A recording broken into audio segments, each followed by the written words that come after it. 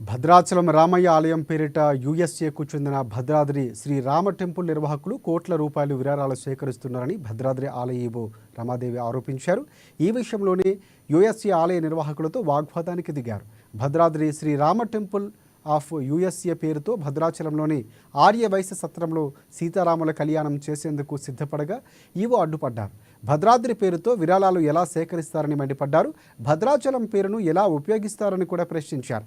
ఇప్పటికే Bhadradri Srirama temple USA పేరుతో కోట్ల రూపాయలు విరాళాలు సేకరించారని తెలుసుకున్న ఈవో రాష్ట్ర దేవాదాయ శాఖ కమిషనర్కు ఫిర్యాదు చేశారు. యూఎస్ఏలోని అట్లాంటా నగరంలో భద్రాద్రి నమూనాతో పోలిన ఆలయాన్ని నిర్మించిన ఖగోళ యాత్రలో అనేక చోట్ల సీతారాముల కళ్యాణాన్ని చేస్తున్నట్లు గుర్తించినట్లు ఈవో ఫిర్యాదులో పేర్కొన్నారు. మరి మీరు డబ్బులు ఎందుకు తీసుకుంటున్నారంటే మరి పేరు పెట్టుకొని చేస్తున్నారు, మరి డబ్బులు ఎందుకు అంటే వారు ఏమంటున్నారంటే మరి మీకు కన్స్ట్రక్షన్ చేయడానికి మాకు చాలా ఖర్చులు అవుతాయి కదా, మరి మేము అందుకే ఇవి కలెక్ట్ చేస్తున్నాము అంటే దానికి మాకు సంబంధం లేదు. ఈ సీతారామచంద్ర స్వామి వారికి ఇటువంటి ఖగోళ యాత్ర కానీ భద్రాచలం కాకుండా ఇంకెక్కడ ఉన్నా కూడా భద్రాద్రి రామ అనే పేరుతో దేవాలయాలు శ్రీరామ భద్రాద్రి శ్రీరామ అనే దేవాలయాలు ఎటువంటి మన దేవస్థానానికి సంబంధం లేదని క్లారిటీ ఇవ్వడం కోసం మేము ఇది ఆర్గనైజ్ చేయడం జరిగింది.